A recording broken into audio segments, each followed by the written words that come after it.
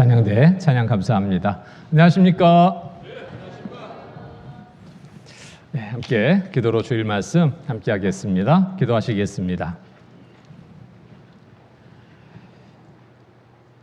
사랑과 은혜가 풍성하신 거룩하신 하나님 아버지 감사합니다. 세상 많은 사람들 가운데서 먼저 불러 구원하여 주셔서 자녀 삼아 주시고 영원한 천국에 소망 둔 삶을 갖고 살아갈 수 있게 허락하신 주님 감사합니다. 늘 함께 동행해 주셔서 살펴주시고 또 바르게 이끌으시는 주님, 또 주일을 맞아서 말씀 앞에 나올 수 있도록 또 모두의 형편을 살펴주시고 걸음을 이끌으신 주님 감사드립니다. 이 시간 주시는 말씀 마음에 새기고 또 생활 속에서 실천함으로 하나님이 주시는 귀한 은혜를 풍성히 얻는 귀한 시간 되도록 도와주시옵소서. 또 이 시간 공주 갈릴리 수양관에서 주교의 수양회가 진행되고 있습니다. 말씀 가운데 인도된 모든 분들 말씀을 통해서 구원받는 귀한 은혜의 시간이 되도록 인도하여 주시옵소서. 이 시간 또 말씀 가운데 참여되나 참여치 못한 우리 형제 자매님들 계십니다. 어느 곳에 있든지 어떤 형편 속에서든지 이 시간을 기억해 함께할 수 있도록 도와주시고 부득이한 사정에 참여치 못했다면 있는 곳에서 주의 자녀로서의 올바른 삶을 살아갈 수 있도록 도와주셔서 세상의 빛으로서 역할을 다하며 주의 복음 전하는 귀한 사명 다할 수 있도록 도와주시옵소서. 또 병중에 계시는 형제 자매님들도 계십니다. 주님 지혜의 손길로 그 건강 속히 회복시켜 주셔서 남은 삶의 시간 더 힘있게 주를 위해 살아갈 수 있도록 도와주시옵소서. 또 이 시간 전국 또 해외 여러 지역에 말씀이 전해지고 있습니다. 전해지는 곳마다 함께해 주셔서 말씀을 통해서 주시는 귀한 은혜 모두가 얻고 나눌 수 있도록 도와주시옵소서. 특별히 또 해외에서 복음 전하는 일 위해서 수고하는 또 선교사님들 그 가족들 있습니다. 주님 더욱 함께해 주셔서 건강도 지켜주시고 힘있게 복음 전할 수 있도록 도와주시옵소서. 이 시간에 모든 시종을 주께 의지합니다. 은혜로운 시간 되게 인도하여 주시옵소서. 거룩하신 주 예수 그리스도의 이름 받들어 감사하며 간절히 기도드립니다. 아멘. 같이 말씀 찾겠습니다. 베드로전서 1장 말씀입니다. 베드로전서 1장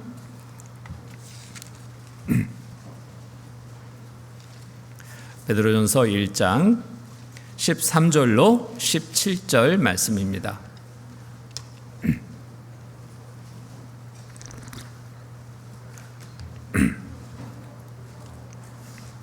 베드로전서 1장 13절로 17절 말씀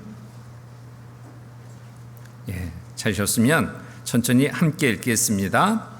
그러므로 너희 마음의 허리를 동이고 근신하여 예수 그리스도에 나타나실 때에 너희에게 가져올 은혜를 온전히 바랄지어다.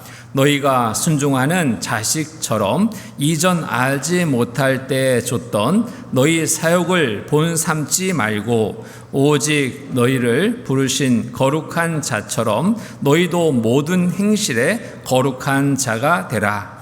기록하였으되 내가 거룩하니 너희도 거룩할지어다 하셨느니라. 됐습니다. 까지. 자, 일단 17절 같이 읽겠습니다. 외모로 보지 않고 각 사람의 행위대로 판단하시는 자를 너희가 아버지라 부른즉 너희의 나그네로 있을 때를 두려움으로 지내라. 이 시간 갈릴리 수양관에서 축의 수양회가 진행되고 있습니다. 많은 분들이 함께해서 말씀을 통해서 또 하나님을 알고 또 하나님이 주시는 은혜로 정말 기쁨으로 감사함으로 지낸다는 소식을 들었습니다. 함께 기도해 주셔서 참여한 모든 분들이 말씀을 통해 각각 믿음을 확인하고 확증하고 또 처음 참여하는 분들 또 구원받고 돌아올 수 있는 그러한 시간이 될 수 있도록 기억하고 함께 기도해 주시기를 바랍니다. 오늘은 본문 베드로전서 1장 13절 17절의 말씀 통해서 주시는 은혜를 함께 나눠보려고 합니다. 이 말씀 본문의 말씀 서두에 보면은 1절부터 보면은 베드로의 그 서신인데 서두에 AD 64년경에 기록된 말씀입니다. 그래서 로마의 핍박이 정말 가중되는 그러한 어려움의 시기에 살고 있는 소아시아 지역의 교회의 여러 성도들에게 보내는 서신으로 기록됩니다. 이 세상에서는 또 나그네로 또 천국의 영원한 시민으로 신분을 상기시키면서 하나님의 은혜를 바라는 성도라면 이렇게 살 것을 권하고 있습니다. 자, 하나님의 은혜를 바라는 성도로서 정말 이상적인 신앙의 자세는 어떠해야 되는지를 말씀하고 있습니다. 이 말씀을 통해서 또 우리에게 또 주시는 교훈을 함께 나눠보려고 합니다. 그래서 말씀의 그 제목을 은혜를 바라는 성도의 이상적인 신앙생활이라는 제목을 정해봤습니다. 지금은 이 초대교회 때처럼 드러난 외적인 큰 핍박은 없습니다. 그런데 보이지 않는 많은 어려움과 핍박 속에 우리가 살고 있습니다. 마지막 때를 살고 있는데 사단은 마지막으로 더 발악을 하는 그런 때라고 생각합니다. 여러 일들로 정말 집요하게 구원받은 그리스도인의 삶을 해방하려고 공격하고 있습니다. 올바른 신앙생활을 못하게 해서 힘있게 복음 전해야 될 사명을 다하지 못하도록 계속 협박합니다. 그러나 우리 초대교회 성도들처럼 조시는 그날의 은혜를 우리도 바라고 끝까지 이상적인 신앙생활을 온전히 이루는 삶이 되도록 우리가 살아야 되겠습니다. 그래서 주님 오시는 그날이 가깝다면 우리가 어떻게 살아야 되는 것이 올바른 삶일까? 이 세상에서 영원히 살 것처럼 살아가는 삶이 돼서는 안 된다고 생각합니다. 마지막처럼 곧 오실 주님을 바라는 그러한 삶의 자세로 우리가 살아야 됩니다. 이 세상에서 받을 은혜를 바라는 삶이 아니라 주님 앞에 섰을 그때 받을 상이 많게 하는 그러한 삶으로 우리의 삶의 목표를 정하고 살아가는 것이 올바른 구원받은 그리스도인의 마지막을 살아가는 삶의 모습이라고 말할 수 있습니다. 그래서 은혜를 바라는 성도들의 이상적인 신앙생활의 자세, 자, 이것을 알고 우리가 실천할 때 주님 오시는 그날에 받을 상을 많게 하는 삶을 살아갈 수 있게 됩니다. 첫 번째로, 자, 그러면 어떻게 살아가는 것이 올바른 자세일까? 첫 번째로 주 오시는 그날에 부끄럽지 않게 준비하는 삶을 살아야 되겠다고 생각합니다. 부끄러움이 되는 삶이라면 잘못된 삶이죠. 부끄러움이 아니라 기쁨으로 주를 맞이할 수 있는 삶이 되는 것, 이것이 바로 올바르게 잘 사는 삶의 모습이라 생각합니다. 좋으시는 시기가, 좋으시는 그날의 시기가 가까운 때입니다. 마지막 때를 살고 있습니다. 부끄러움과 후회가 아니라 기쁨으로 그날을 맞이할 수 있도록 우리가 이제부터라도 정말 각오하고 새롭게 출발하는 시간을 가져야 되겠습니다. 그러려면은 우리가 깨어 있어야 됩니다. 육신적으로는 다 깨어 있잖아요. 여기서 깨어 있어야 될 것은 바로 영적으로 둔해진 마음이 있다면 그것을 일깨워서 일어나야 됩니다. 영적으로 졸고 있다면 졸 때가 아니라 깨어서 활동해야 될 때입니다. 잠자고 있다면 더더욱 큰일입니다. 일어나야 됩니다. 자, 에베소서 5장 말씀 보겠습니다. 에베소서 5장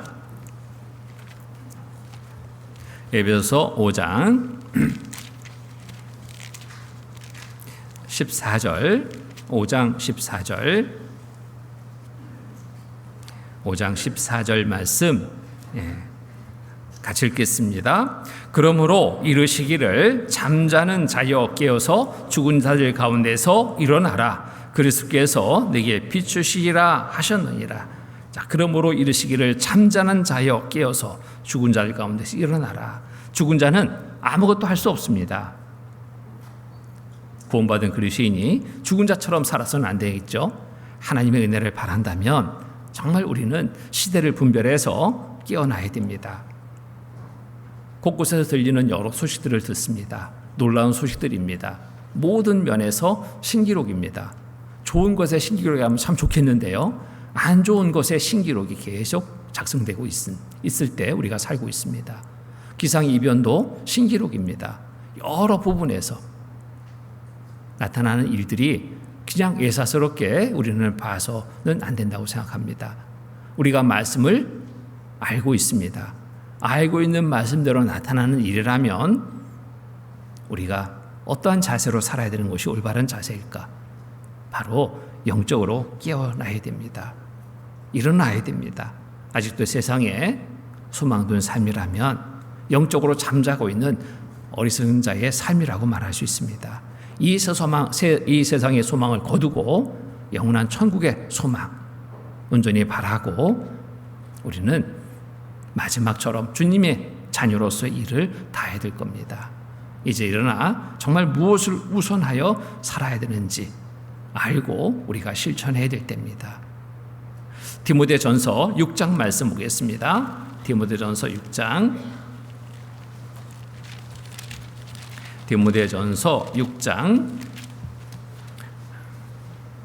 17절 6장 17절 말씀 17절로 18절 말씀까지 19절까지 천천히 함께 읽겠습니다.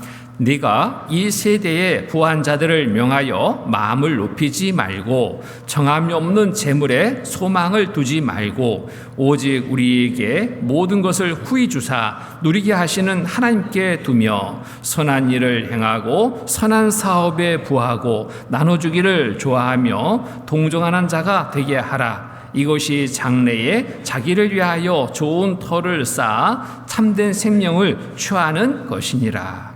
그래서 영적으로 깨어서 우리가 이런 삶을 살아야 됩니다.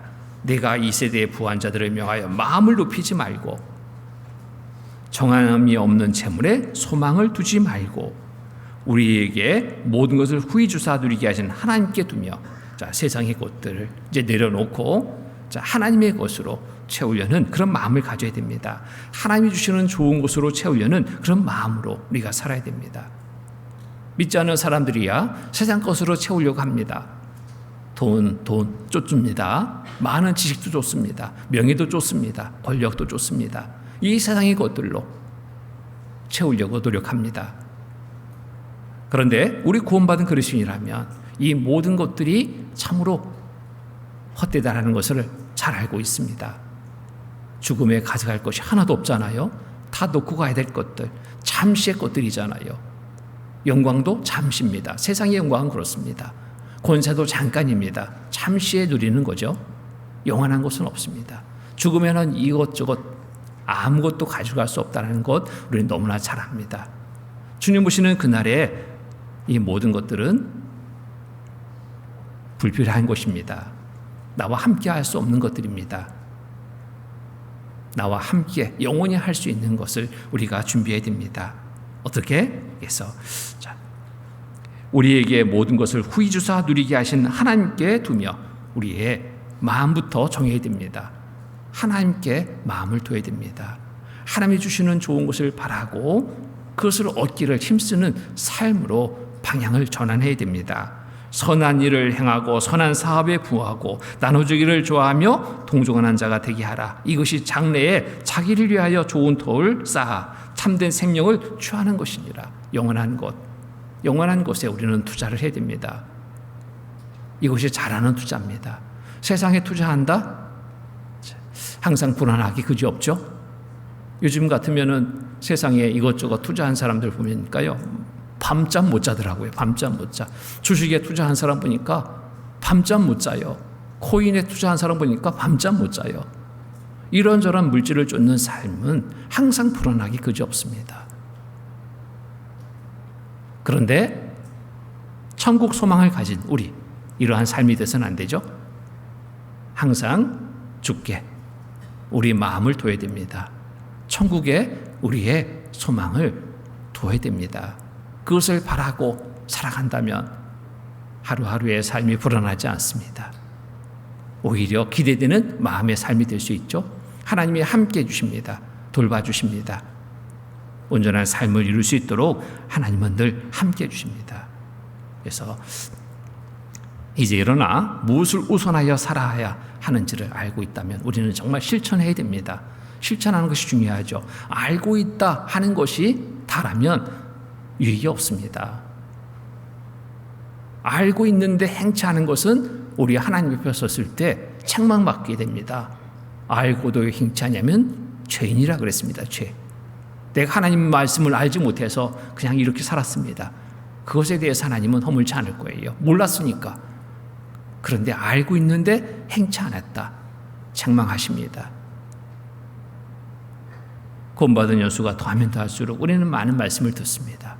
아는 만큼 우리의 생활은 분명 변해야 됩니다. 어떻게 변해야 될까요? 세상 것을 내려놓고 정말 주님이 기뻐하시는 일로 채우는 삶을 살아야 됩니다. 물질을 우선하는 이방인과 같은 삶이 아니라 복음 전할 일을 우선하는 올바른 그리스도인의 삶으로 바꿔서 살아야 됩니다. 모든 날들의 우선순위를 우리가 분명히 잘 정해야 됩니다. 정하고 실천해야 됩니다. 마태복음 6장 보겠습니다. 마태복음 6장 마태복음 6장 33절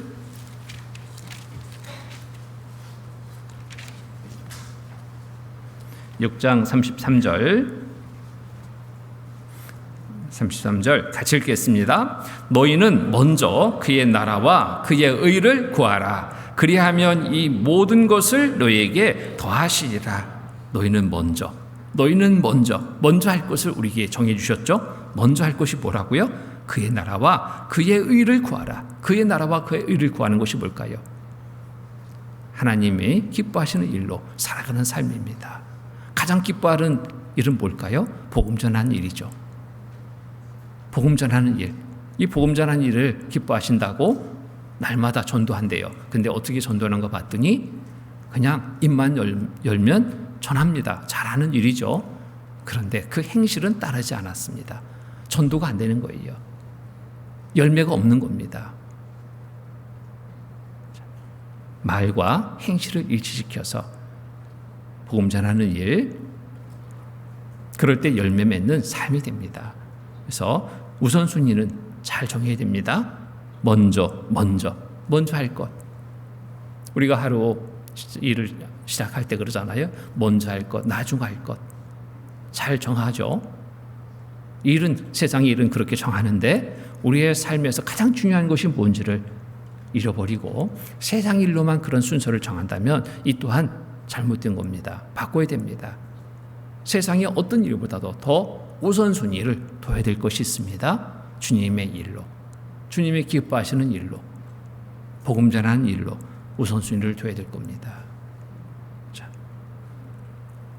물질을 우선하는 이방인 같은 삶이 아니라 정말 우리는 복음 전할 일을 우선하는 하나님을 기쁘시게 할 일을 우선하는 삶으로 정하고 살아야 됩니다.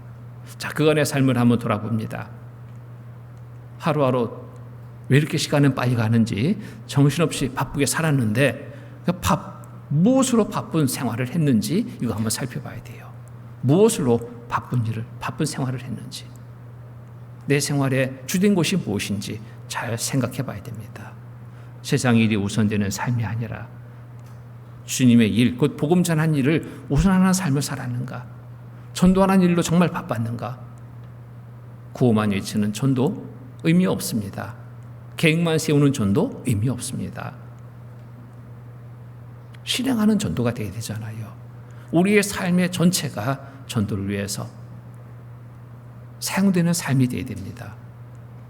사람들에게 손가락질 당하는, 비방받는 그러한 전도의 모습이 아니라 우리의 말과 행실을 보고 말씀 가운데 나올 수 있는 전도, 말씀을 통해서 그러면 구원받는 열매를 얻게 될 겁니다.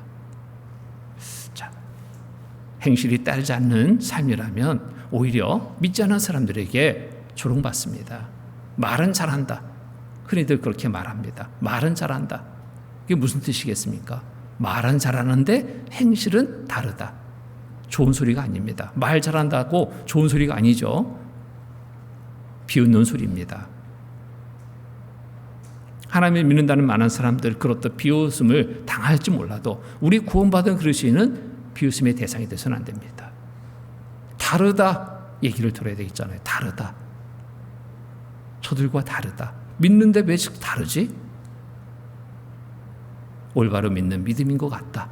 믿지 않는 사람들의 눈에 그렇게 보일 수 있는 삶을 우리가 살할 때 복음 전해집니다. 행실이 따르는 삶이 되어야 됩니다. 말씀에 따라 행함이 있는 삶이 되어야 됩니다. 야고보서 2장 말씀입니다. 야고보서 2장 20절로 21절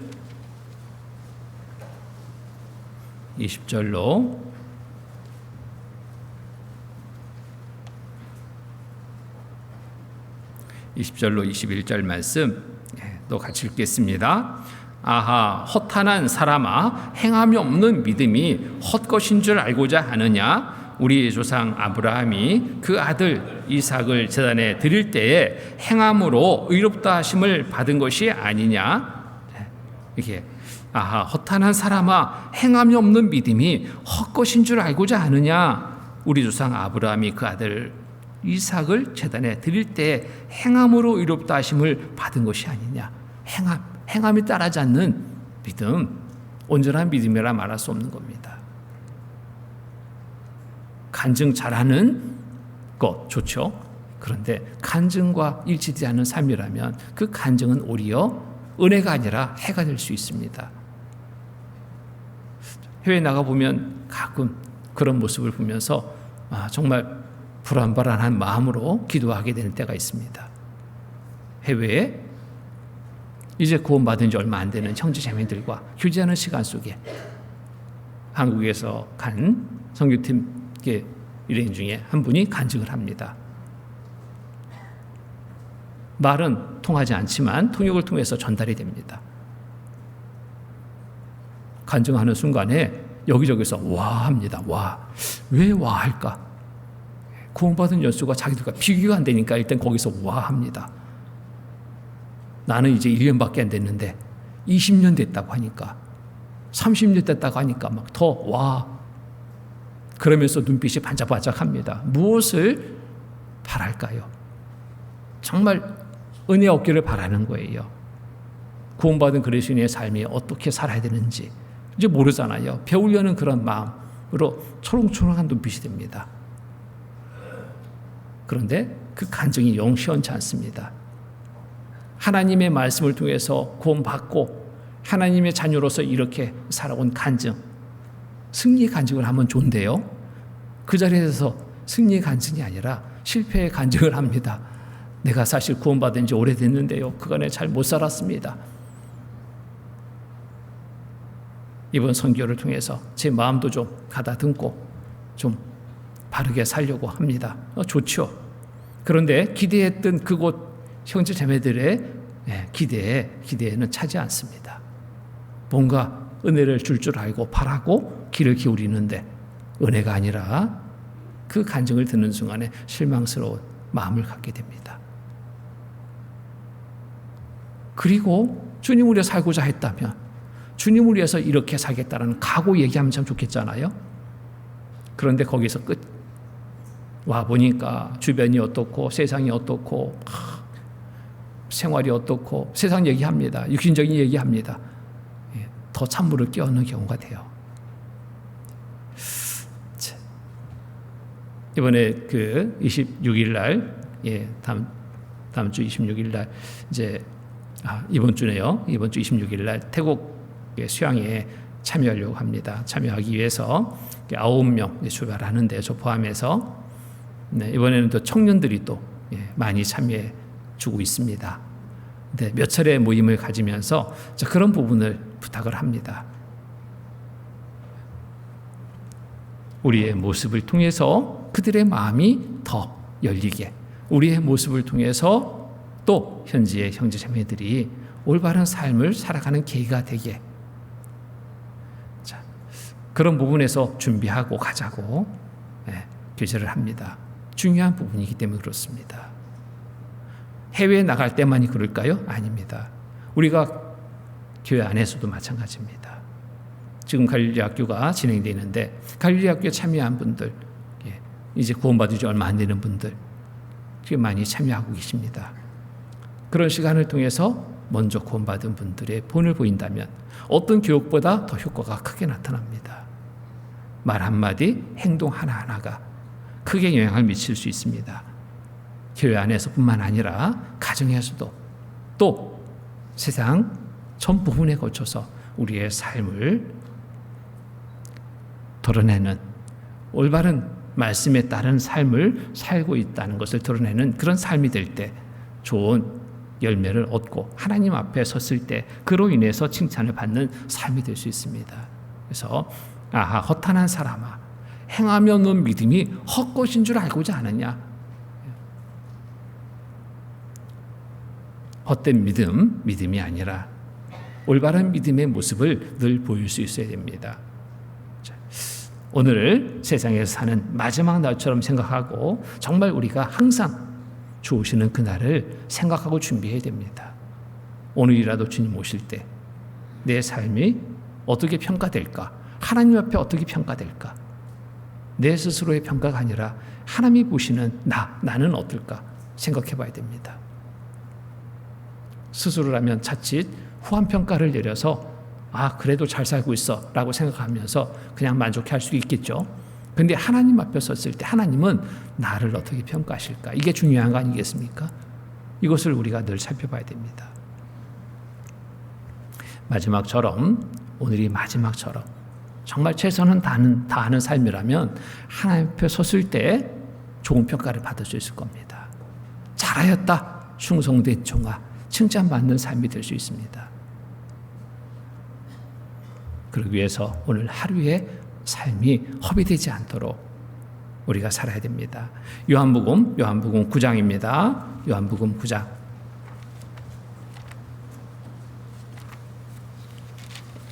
요한복음 9장 4절.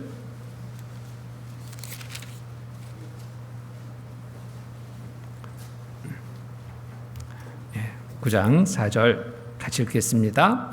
때가 아직 낮음에 나를 보내신 이의 일을 우리가 하여야 하리라. 밤이 오리니 그때는 아무도 일할 수 없느니라. 지금 낮이다. 일할 수 있는 때다. 일할 수 있는 때 일을 해야 되잖아요. 농부가 낮에 일하지 않고 밤에 가서 일한다? 일할 수 없잖아요. 일하는 사람은 낮에 밝을 때 일을 합니다. 어둠 속에 살 수 있는 일은 없습니다. 때가 아직 낮음에 나를 보내신 일을 우리가 해야 하리라. 밤이 오리니 그때는 아무도 일할 수 없느니라. 우리가 살고 있는 이 시대와 정말 적합한 말씀이라고 생각합니다. 밤이 곧 이르기 직전의 상황 속에 그 시대 속에 우리가 살고 있습니다. 일할 수 없을 때 그때 할 걸 후회하는 삶이 되지 않고 지금 기회가 주어졌을 때 최선을 다하는 삶이 되어야 됩니다. 시대를 잘 분별해서 영적으로 깨어서 개인적으로 또 교회적으로 모든 일을 행하기 전에 하나님이 기뻐하실 일이 무엇인지 먼저 살펴서 잘 준비하고 행하는 삶이 되겠습니다. 에베소서 5장 말씀 보겠습니다. 에베소서 5장 8절로 11절 말씀. 에베소서 5장 8절로 11절 말씀 제가 읽겠습니다. 너희가 전에는 어둠이더니 이제는 주 안에서 빛이라. 빛의 자녀들처럼 행하라. 빛의 열매는 모든 착함과 의로움과 진실함에 있느니라. 10절 11절 같이 읽겠습니다. 주께 기쁘시게 할 것이 무엇인가 시험하여 보라. 너희는 열매 없는 어둠의 일에 참여하지 말고 도리어 책망하라. 주께 기쁘시게 할 것이 무엇인가 시험하여 보라. 늘 주께 기쁘시게 할 일인가를 우리가 살펴봐야 됩니다. 나만 좋게 하는 삶인가? 그래서는 안 되겠죠. 정말 이 일로 인해서 하나님이 기뻐하실까? 질문을 던져봐야 됩니다. 하나님이 기뻐하지 않은 일이라면 빨리 접어야 되겠죠. 하나님이 기뻐하시는 일 더 열심을 내서 해야 될 겁니다. 항상 살펴서 하나님이 기뻐하시는 일로 우리가 살아간다면 주오시는 그날이 두렵지 않을 겁니다. 당황스럽지 않을 거예요. 기다려질 거예요. 많은 상이 주어지거든요.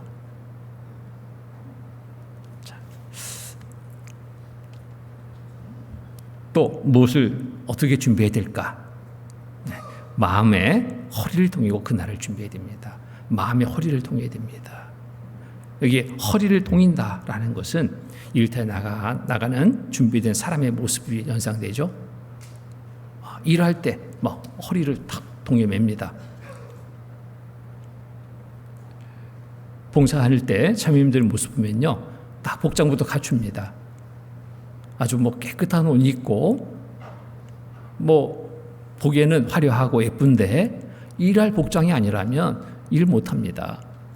옷이 더러워질까 봐 또 불편한 옷 입고 있으면서 활발하게 봉사를 못하죠. 그러니까 그런 옷 벗고 일할 수 있는 옷을 입고 또 허리까지 딱 동여맵니다. 힘을 쓰는 그러한 준비 자세죠.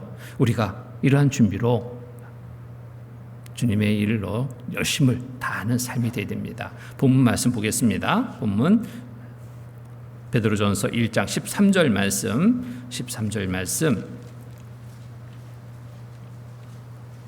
13절 제가 다시 읽겠습니다. 그러므로 너희 마음에 허리를 동이고 근신하여 예수 그리스도에 나타나실 때에 너희에게 가져올 은혜를 온전히 바랄지어다. 그래서 허리를 동이고 결심하고 각오하는 모습입니다. 그 안에 느슨하게 풀어졌던 신앙의 줄을 당겨서 마음의 허리를 동이고 우리 준비해야 됩니다. 마음의 허리를 동이는 것은 곧 마음을 바르게 하는 것입니다. 모든 일의 시작은 마음부터 시작이 되잖아요. 마음에 있는 것이 나옵니다. 마음의 허리를 동여야 됩니다. 마음을 바르게 해야 됩니다. 마음에 온갖 잡다한 많은 생각들 있다면 주님의 일을 온전히 할 수 없습니다. 제약된 생각들 있다면 그것에 끌려서 올바르게 그리스도인의 삶을 살아갈 수 없습니다. 그래서 제약된 생각들이 마음을 빼앗지 않도록 정말 우리는 마음의 허리를 동여야 됩니다.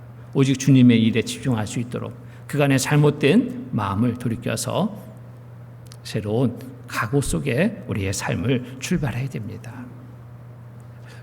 에스겔 18장 보겠습니다. 에스겔 18장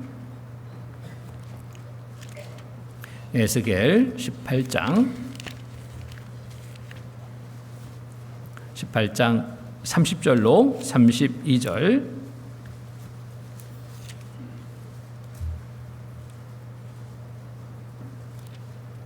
30절로 32절 제가 읽겠습니다. 나 주 여호와가 말하노라. 이스라엘 족속아, 내가 너희 각 사람의 행한 대로 국문할지라. 너희는 돌이켜 회개하고 모든 죄에서 떠날지어다. 그리한즉 제약이 너희를 패망케 아니하리라. 너희는 범한 모든 죄악을 버리고 마음과 영을 새롭게 할지어다. 이스라엘 족속아, 너희가 어찌하여 죽고자 하느냐? 나 주 여호와가 말하노라. 죽는 자의 죽는 것은 내가 기뻐하지 아니하노니 너희는 스스로 돌이키고 살지니라. 그래서 여기에 죄악을 버리고 너희 범한 모든 죄악을 버리고 마음과 영을 새롭게 할지어다. 올바른 삶을 위해서 우리가 버려야 될 것 버려야 됩니다. 마음에 있는 죄악된 것들 버려야 됩니다. 그래야지 좋은 것으로 채워줄 수 있거든요. 여기서부터 모든 일의 시작이 되는 겁니다. 너희는 범한 모든 죄악을 버리고 마음과 영을 새롭게 할지어다. 이스라엘 족속아, 너희가 어찌하여 죽고자 하느냐? 죄악된 것을 품고 살아간다면 올바른 삶을 이룰 수 없습니다. 영적으로 점점 무뎌진 삶이 됩니다. 감각 없는 삶이 됩니다. 죽은 자와 다를 바 없는 삶이 되고 맙니다. 그래서 그 안에 잘못된 마음 우리가 살펴서 잘못된 것이 발견된다면 미련 없이 던져버려야 됩니다. 각오된 마음을 가져야 됩니다.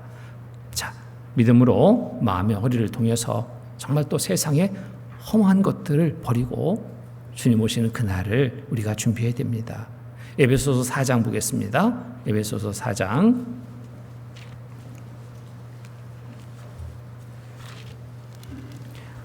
17절로 4장 17절 20절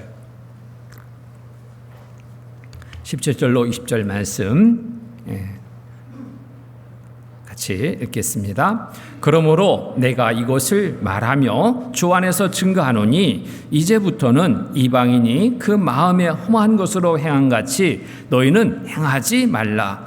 저희 총명이 어두워지고 저희 가운데 있는 무지함과 저희 마음이 굳어짐으로 말미암아 하나님의 생명에서 떠나 있도다. 저희가 강함 없는 자가 되어 자신을 방탕에 방임하여 모든 더러운 것을 욕심으로 행하되 오직 너희는 그리스도를 이같이 배우지 아니하였느니라. 그래서 이제부터는 이방인이 그 마음에 험한 것으로 행한 같이 너희는 행하지 말라. 이제부터입니다. 지난 시간은 되돌릴 수 없죠. 다시 살아갈 수 없습니다. 이제부터 우리가 잘못된 것을 발견한다면 이제부터 각오하고 출발하면 됩니다. 자, 허망한 것들이 뭘까요? 허망한 것들. 이방인들이 쫓는 허망한 것들. 자, 지나치게 물질을 쫓는다면 이것도 허망한 것을 쫓는 겁니다. 한탕을 기대하며 꿈꾸는 것 잘못된 거죠. 구원받은 그리스도인이라면 한탕을 기대하는 것이 돼서는 안 됩니다. 허망한 것을 쫓는 겁니다. 성실하게 일해서 얻는 물질이 적은 물질이라도 참으로 가치가 있는 거예요. 귀한 겁니다. 이런 물질로 하나님을 위해 쓴다면 또 하나님은 기쁘게 받으십니다. 또 허망한 것이 뭘까요? 자, 지나치게 명예를 쫓는 것. 명예도 잠시의 것이니까.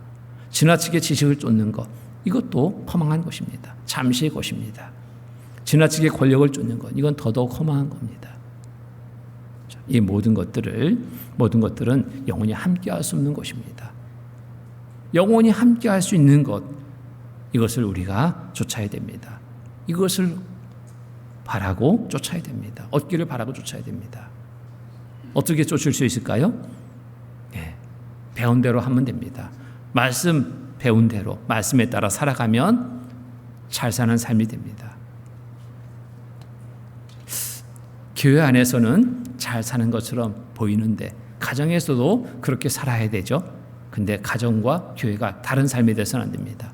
교회 안에서는 잘 사는 것처럼 올바른 그리스도인의 모습으로 보이는데 밖에서는 그렇지 않다면 이것도 잘못된 삶입니다. 하나님 앞에 우리가 살고 있습니다. 사람들 앞에가 아니라 하나님 앞에 우리가 살고 있습니다. 교회의 모습도 하나님 봅니다. 가정에서의 모습도 봅니다. 직장에서의 모습도 봅니다. 학교에서의 모습도 보는 거예요.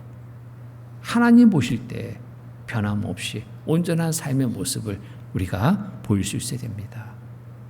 그럴 때 그런 모습은 사람들에게도 좋게 보일 수밖에 없어요. 이제 곧 명절이 다가오잖아요. 추석 명절. 추석 명절 되면은 가족들 만남이 참 기대되죠. 설레죠. 그런데 만남이 좋은 만남이 아니라 괜히 만났다. 이런 가정들도 종종 있더라고요.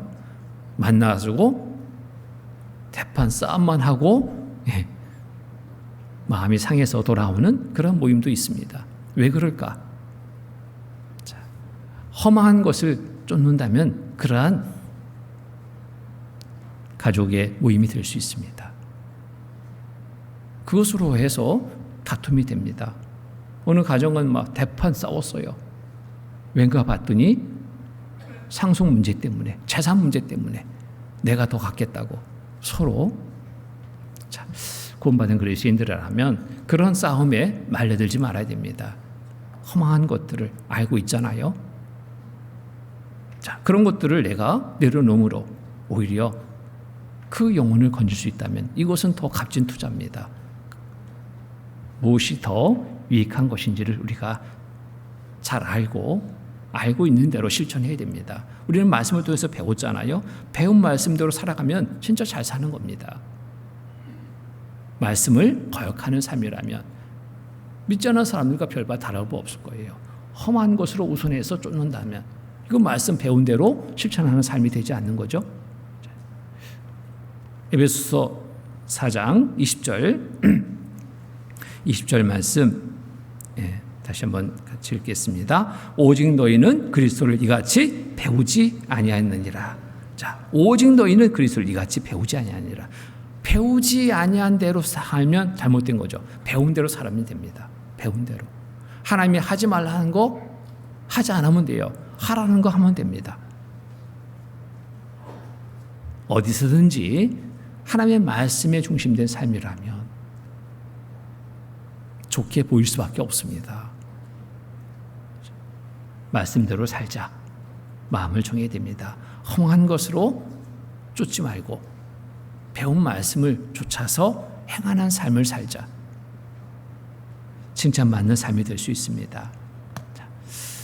또 세상에 있는 것에 족하게 여기고 세상 것들에 족하게 여기고 족한 마음을 가져야 됩니다. 그래야지 험한 것을 쫓지 않는 삶이 될 수 있어요. 항상 부족하게 여기는 마음이라면 자꾸 그것을 채우려는 욕심을 가지고 살다 보면은 말씀과 일치된 삶이 아니라 거역되는 삶이 될 수 있습니다. 그래서 세상에 있는 것들은 족하게 여기고 우리의 마음에 영원한 것을 바라고 채우려는 그러한 삶이 되어야 됩니다. 하나님이 주시는 좋은 것을 채우려는 그러한 마음을 가져야 됩니다. 디모데전서 6장 보겠습니다. 디모데전서 6장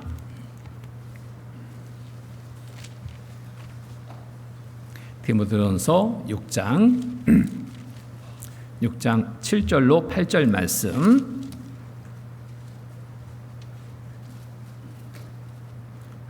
7절로 8절, 6장 7절 8절.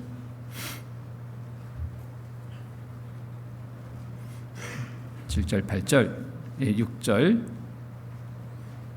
6절로 8절까지 같이 읽겠습니다. 그러나 지족하는 마음이 있으면 경건이 큰 이익이 되느니라. 우리가 세상에 아무것도 가지고 온 것이 없음에 또한 아무것도 가져가지 못하리니 우리가 먹을 것과 입을 것이 있은즉 족한 줄 알 것이니라. 족한 줄 알 것이니라.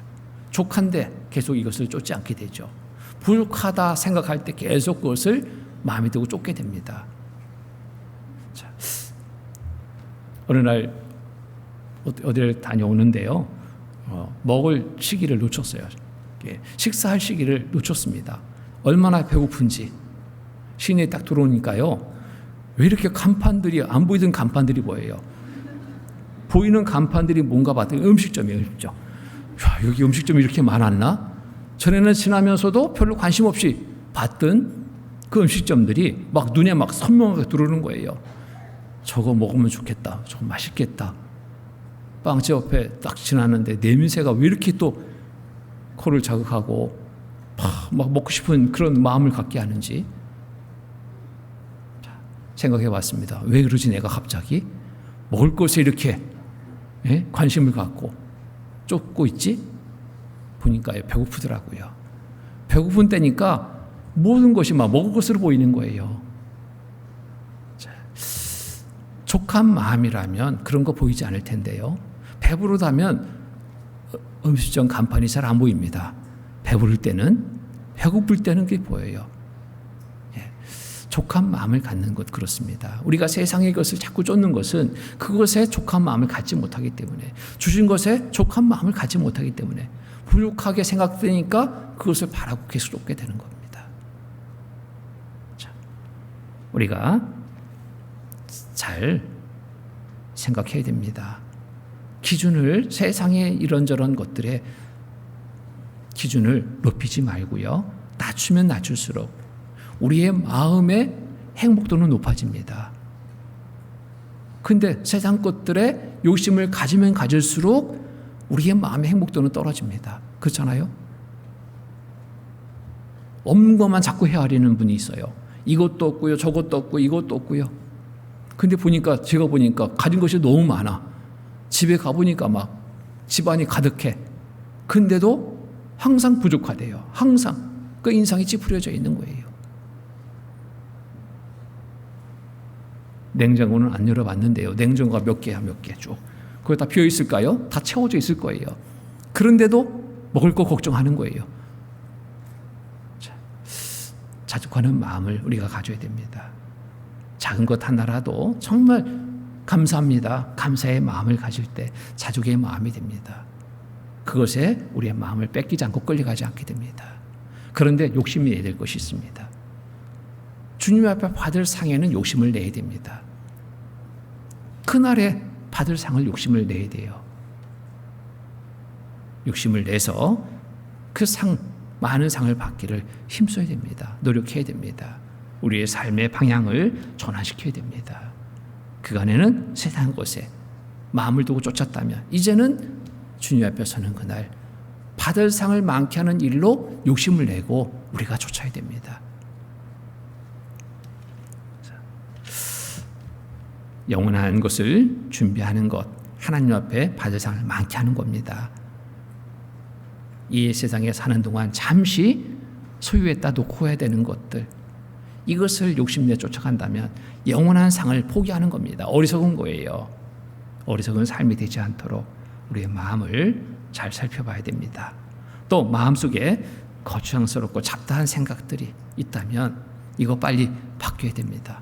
이런 것들이 주님의 일을 방해하거든요. 이사야 55장 보겠습니다. 이사야 55장. 이사야 55장 7절로 8절, 7절 8절, 7절로 9절까지, 7절로 9절까지 같이 읽겠습니다. 악인은 그 길을, 불의한 자는 그 생각을 버리고 여호와께로 돌아오라. 그리하면 그가 긍휼히 여기시리라. 우리 하나님께로 나오라. 그가 널리 용서하시리라. 여호와의 말씀에 내 생각은 너희 생각과 다르며 내 길은 너희 길과 달라서 하늘이 땅보다 높음 같이 내 길은 너희 길보다 높으며 내 생각은 너희 생각보다 높으니라. 그래서 악인은 그 길을, 불의한 자는 그 생각을 버리고 여호와께로 돌아오라. 내 것을 버려야 됩니다. 그리하면 그가 긍휼히 여기시리라. 내 것을 버리고 하나님의 것으로 채워 살아가는 삶이라면 하나님 앞에 긍휼히 여김을 받게 됩니다. 우리 하나님께로 나오라. 그가 널리 용서하시리라. 그리고 은혜를 더해 주십니다. 여호와의 말씀에 내 생각은 너희 생각과 다르며 내 길은 너희 길과 달라서 하늘이 땅보다 높음 같이 내 길은 너희 길보다 높으며 내 생각은 너희 생각보다 높으니라. 내 생각이 옳다? 이거 내려놔야 됩니다. 내 방법이 옳다? 내려놔야 됩니다. 모든 것을 하나님 말씀에 우선된 삶으로 바꿔야 됩니다. 잡다한 생각들, 이런저런 생각들 나를 끌고 갑니다. 항상 중심은 하나님 중심으로, 하나님 말씀 중심으로 놓고 살아간다면 내 마음은 항상 안정된 마음이 돼요. 평안한 마음이 됩니다. 불안하지 않은 거예요. 더욱 주님을 위해서 열심히 살아가는 삶이 될 수 있습니다. 지나간 죄된 생각, 자기 중심적인 생각, 방법 이렇게 살고 있었다면 버리고 하나님 말씀 중심으로 믿고 의지해서 살아갈 삶을 우리가 각오하고 또 실천해야 됩니다. 아는 말씀이 실천되지 않는다면 거기에 이익은 없습니다. 오히려 그 아는 말씀이 나를 넘어지게 할 수 있습니다. 말씀을 나에게 적용시켜서 내 삶을 변화시켜야 되는데 아는 말씀이 나에게 적용되지 않고 생활 속에 실천되지 않는다면 그 말씀은 어떻게 쓰일까요? 아는 말씀이 상대를 판단하고 정죄하는 데 쓰인다면 이거 큰일입니다. 그로 인해 내가 넘어질 수 있어요. 마가복음 10장 마가복음 10장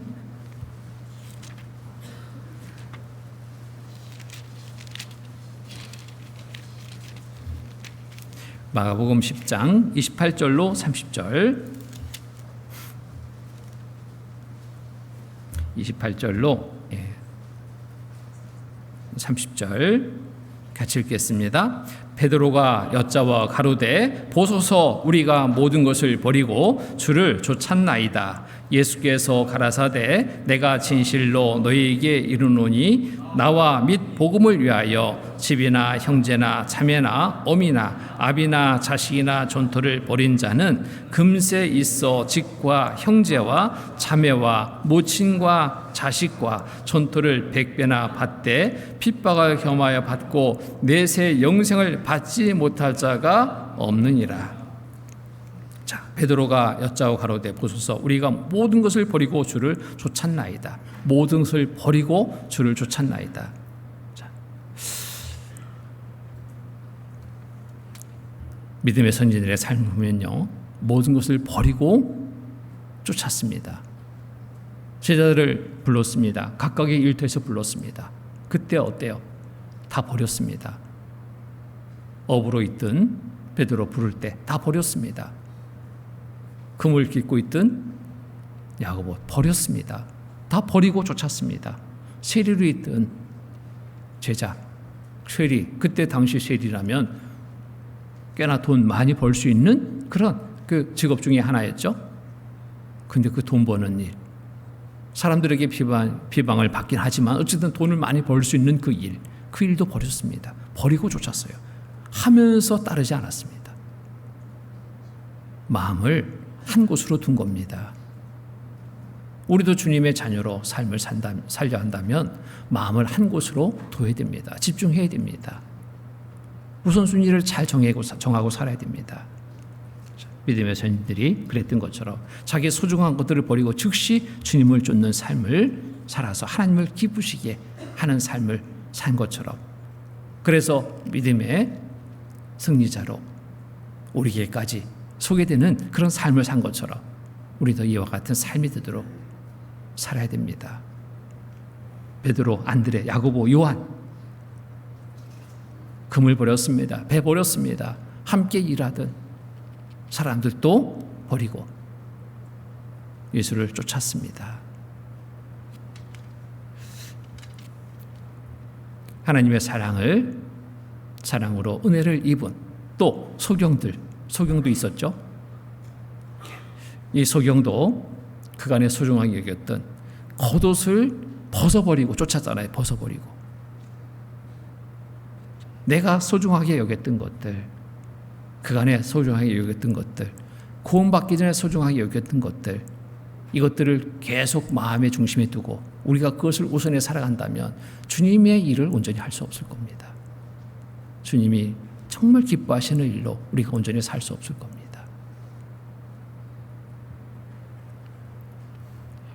마가복음 10장, 여기 찾으셨으니까요. 10장 49절로 52절, 48절로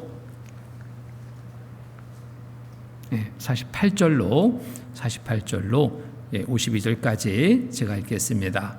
많은 사람이 꾸짖어 잠잠하라 하되 그가 더욱 심히 소리질러 가로되 다윗의 자손이여 나를 불쌍히 여기소서 하는지라. 예수께서 머물러 서서 저를 부르라 하시니 저희가 그 소경을 부르시며 이르되 안심하고 일어나 나라 너를 부르신다 하매 50절 52절 같이 읽겠습니다. 소경이 겉옷을 내어버리고 뛰어 일어나 예수께 나오거늘 예수께서 일러 가라사대 네게 무엇을 하여 주기를 원하느냐. 소경이 가로되 선생님이여 보기를 원하나이다. 예수께서 이르시되 가라 내 믿음이 너를 구원하였니라 하시니 저가 곧 보게 되어 예수를 길에서 쫓으니라. 소경입니다. 소경. 얼마나 힘들었겠어요. 답답했겠어요. 예수님의 음성을 듣고 소리 지릅니다. 날 좀 눈뜨게 해달라고. 그가 심히 소리 질러 가로되 다윗의 자손이여 나를 불쌍히 여기소서 하는지라. 자, 그 소리에, 그 간절함에, 그 믿음에 예수님이 눈을 뜨게 해주십니다. 예수님이 불렀습니다. 너를 부른다 하매 소경이 겉옷을 내어버리고 뛰어 일어나 예수께 나아오거늘. 겉옷을 버리고입니다. 자, 이스라엘 이 나라는 좀 특별한 그런 기후입니다. 낮에는 뜨겁지만 밤에는 굉장히 춥습니다. 겉옷은 이들에게는 굉장히 중요한 그러한 것 중에 하나가 됩니다. 그래서 밤에 이것을 겉옷을 덮고 잡니다. 이것을 버린다라는 것은 쉽지 않은 일이죠. 이것을 더 중요하게 여겼다면 소경은 버리지 못했을 겁니다.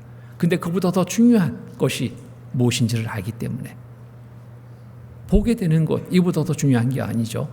겉옷보다 중요하기 때문에 그것을 얻기 위해서 버리고 뛰어 일어났습니다.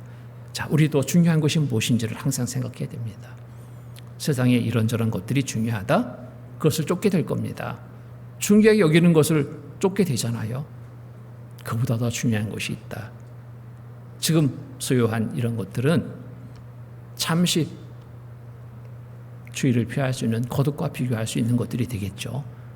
이것들 던져버리고 더 좋은 것을 얻기를 바라고 쫓아가는 그러한 삶이 우리의 올바른 삶이라고 말할 수 있습니다.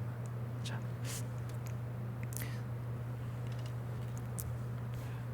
그래서 혹 세상이 좋아서 정말 주님을 버리고 세상으로 가는 그런 어리석은 삶이 되지 않도록,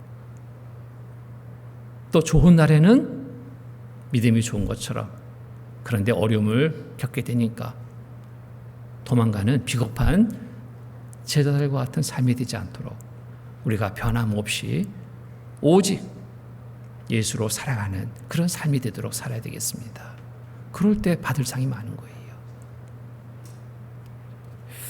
그 이스라엘에 가서 이제 성지 순례하면서 그 한 교회를 방문했는데요. 그 교회가 어떤 교회냐면 베드로 교회예요. 베드로 교회인데 그 교회 가니까 닭 울음소리가 들리더라고. 닭 울음소리가.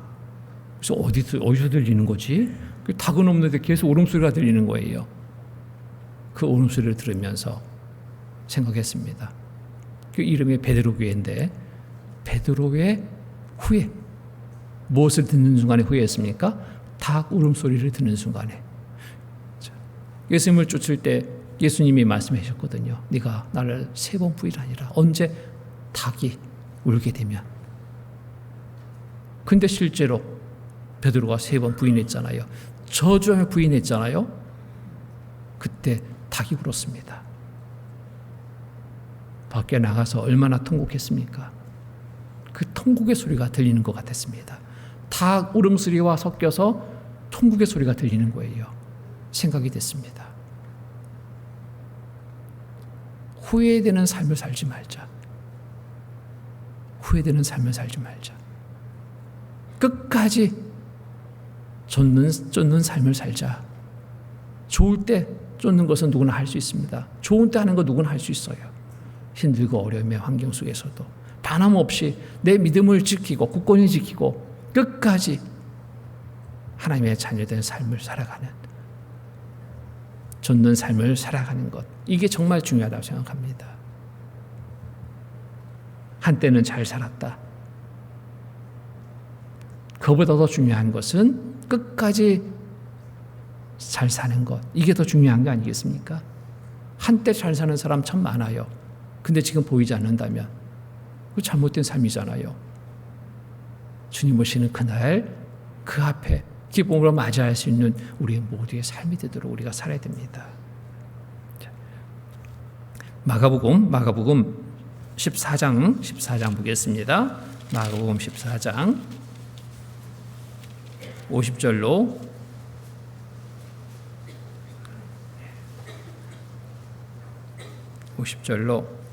52절까지 같이 읽겠습니다. 제자들이 다 예수를 버리고 도망하니라. 한 청년이 벗은 몸에 혼이불을 두르고 예수를 따라오다가 무리에게 잡힘에 혼이불을 버리고 벗은 몸으로 도망하니라.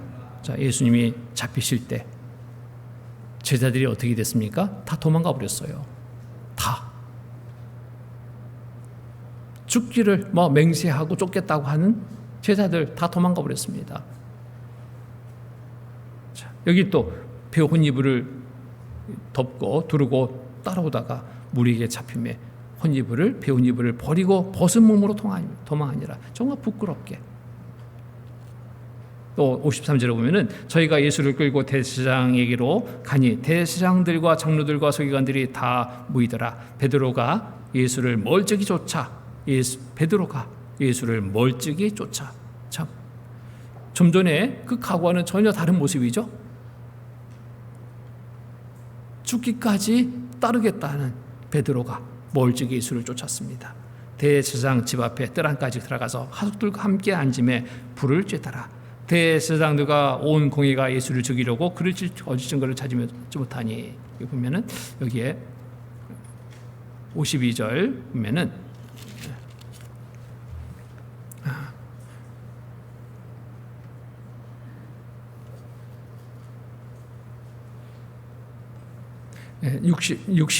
68절 보겠습니다. 66절부터 68절까지 제가 읽겠습니다. 베드로는 아래 뜰에 있더니 가까이 있지 못하죠. 대제사장의 비자 하나가 와서 베드로의 불쬐는 쬐임을 보고 주목하여 가로되 너도 나사렛 예수와 함께 있었도다 하거늘 베드로가 부인하여 가로되 나는 내 말하는 것이 무엇인지 알지 못하고 깨닫지 못하노라 하며 앞들로 나갈세.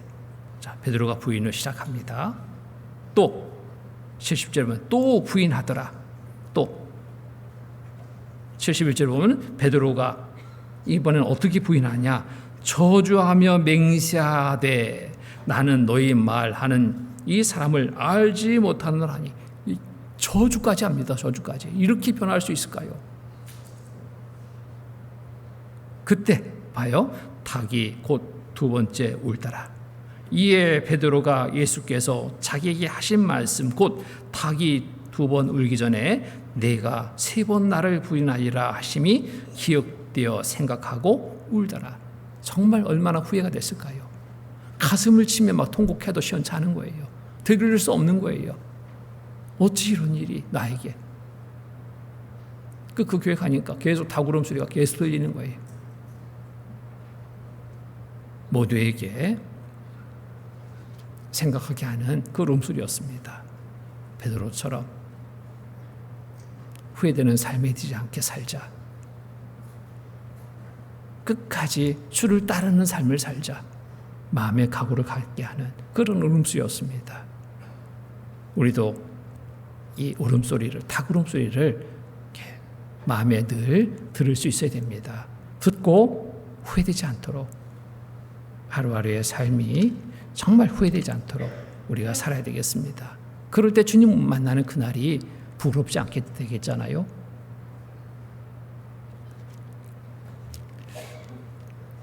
본문 베드로전서 1장 13절 제가 다시 읽겠습니다. 그러므로 너희 마음의 허리를 동이고 근신하여 예수 그리스도에 나타나실 때에 너희에게 가져올 은혜를 온전히 바랄지어다. 여기 보면은 근신, 마음의 허리를 동이고 근신하여. 예. 근신의 뜻은 정신을 차려서 늘 깨어있는 상태, 이것을 근신이라고 말합니다. 정신을 차려야 될 때입니다. 깨어 있어야 됩니다. 자, 근신하여 예수 그리스도에 나타나실 때 너희에게 가져올 은혜를 온전히 바랄지어다. 깨어 있어야지 은혜를 받게 되는 거예요. 깨어 있어야지. 주실 은혜를 바라고 우리는 늘 근신된 삶을 살아야 됩니다. 아직 세상 일들에 취해서 영적으로 정말 잠자고 있지는 않은지 늘 살펴야 됩니다. 근신해야 됩니다. 데살로니가 전서 5장 보겠습니다. 5장 4절로 8절.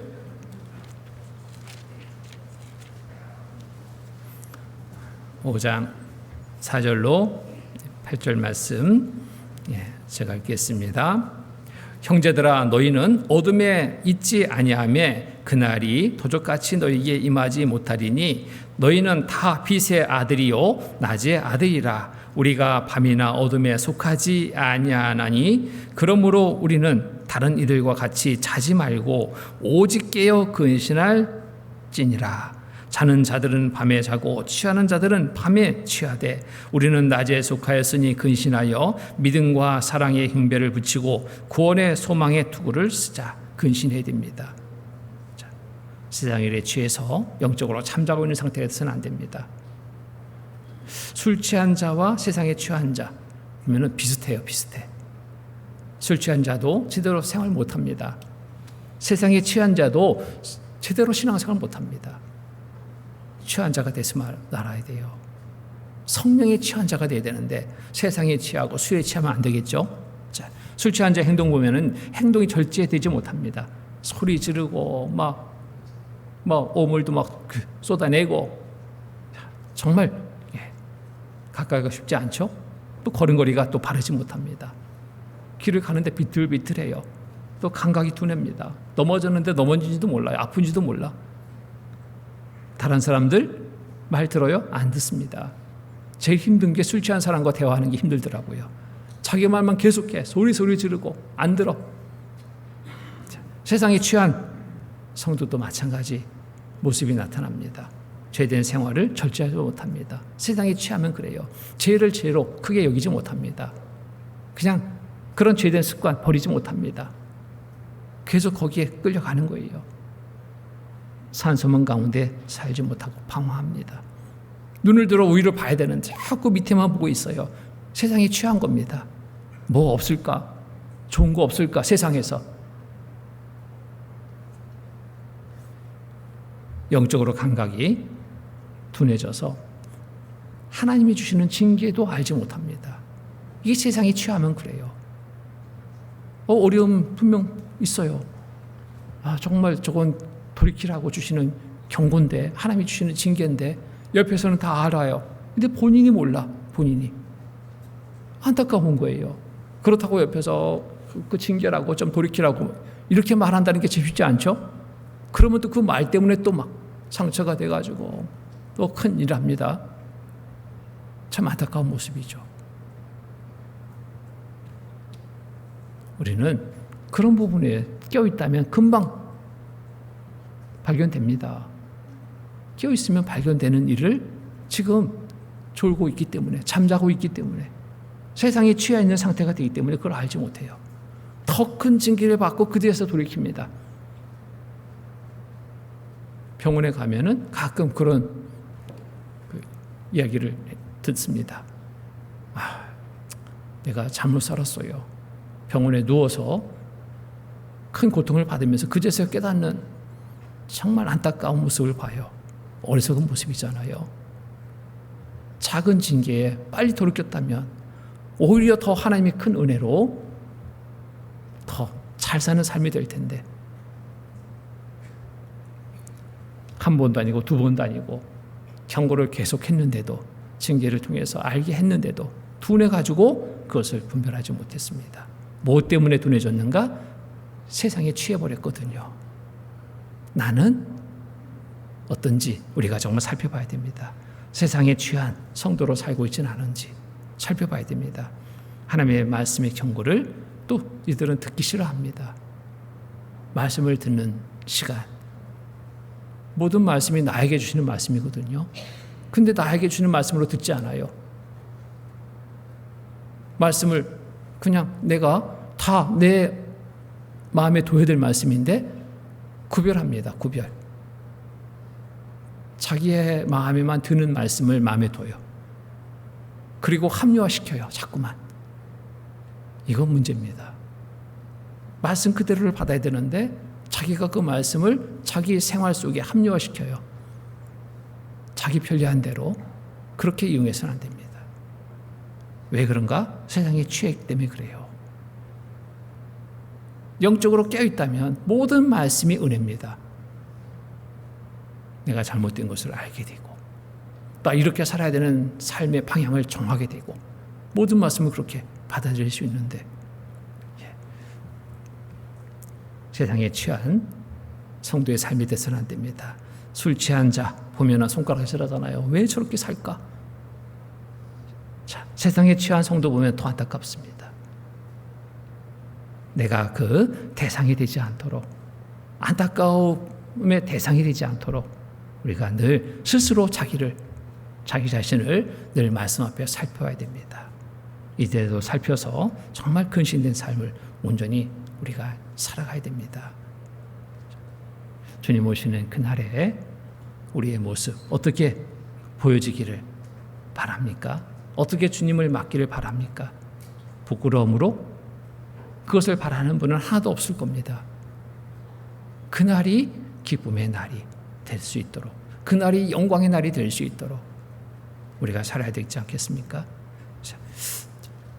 우리에게는 지금 초대교회 때처럼 심한 육신의 핍박은 없습니다.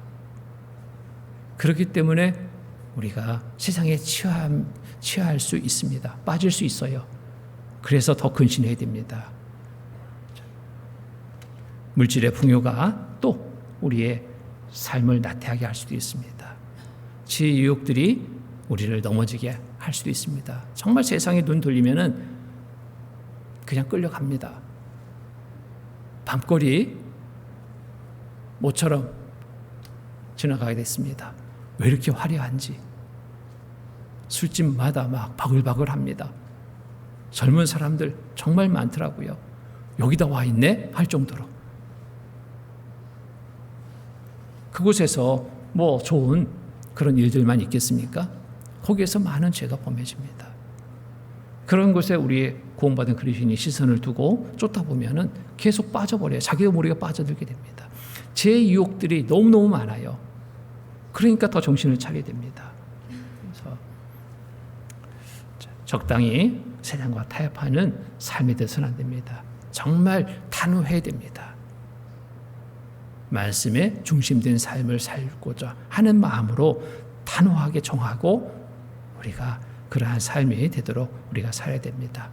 타협하는 적당의 삶이 되지 않고 말씀의 중심의 삶이 되도록 주님 오시는 그날이 우리 모두에게 부끄러움의 날이 아니라 많은 칭찬이 주어지는 날, 영광을 얻는 날, 그날이 될 수 있도록 또 천국에 소망을 두고 그 소망 가운데 살아가는 우리 모두의 삶이 된다면 세상에 빠지지 않고 정말 구원받은 그리스도인으로 이 세상의 빛으로서 또 소금으로서 역할을 다하며 살아갈 수 있는 삶이 될 수 있습니다. 우리 대국교회 형제자매들 모두가 주님 오시는 그날 반갑게 맞이할 수 있는 날이 될 수 있기를 참으로 바랍니다. 같이 기도하시겠습니다. 거룩하시고 자비로우신 하나님 아버지 감사합니다. 한 시간 말씀을 통해서 주님 오시는 그날 기쁨으로 반감으로 또 영광 중에 맞는 그날이 될 수 있기를 바라고 또 어떠한 삶이 되어지는지를 알게 하는 시간 갖게 됐습니다. 도와주셔서 마음에 새기고 모두가 반가운 그날이 될 수 있도록 도와주시옵소서. 모두 개인의 삶을 더 살피고 말씀 중심의 삶이 되게 하시고 세상에 헛된 것, 허망한 것에 끌려가지 않고 제한된 것에 끌려가지 않고 오직 세상의 빛으로서 역할을 다하며 살아갈 수 있도록 도와주시옵소서. 또 며칠 후에 또 명절을 맞아서 가족들과 만남의 시간을 갖습니다. 세상 사람들과 동일한 삶의 모습이 아니라 구별된 삶의 모습을 보일 수 있도록 주님 도와주시고 또 지켜주시고 지혜 또한 더하여 주시옵소서. 또한 전도의 기회 또한 얻을 수 있도록 주님 도와주시옵소서. 이 시간 이후에 있을 또 모든 일정 속에서도 함께해 주셔서 은혜로운 하루의 삶이 되도록 인도하여 주시옵소서. 항상 우리를 사랑하시는 거룩하신 주 예수 그리스도의 이름 받들어 감사하며 기도드립니다. 아멘.